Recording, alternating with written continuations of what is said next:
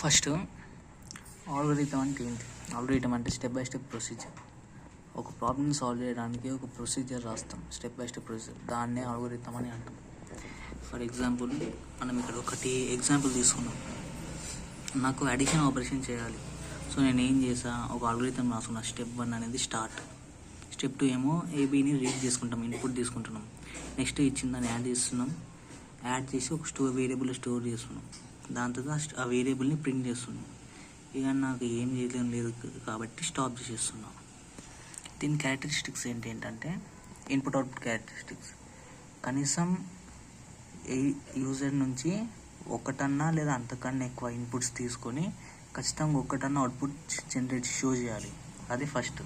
Next ఫినైట్నెస్ అంటే countable number of స్టెప్స్లో execute అవుతుంది. డిఫైన్డ్నెస్ are అన్అంబిజియస్ అంటే ప్రతి స్టెప్ ఆల్గోరిథంలో ప్రతి స్టెప్ ఒక మీనింగ్ఫుల్ అయ్యి ఉండాలి. దానికంటే ఒక క్లియర్ అండర్స్టాండింగ్ అనేది ఉండాలి. ఈ ఎగ్జాంపుల్లో add equals to A, B అని పెట్టాం.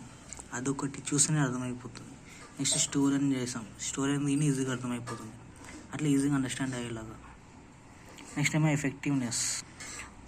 ఎఫెక్టివ్నెస్ అంటే ఆల్గోరిథంలో జస్ట్ యూస్ఫుల్ స్టెప్సే ఉండాలి, పనికిరాని స్టెప్స్ అసలు ఉండకూడదు.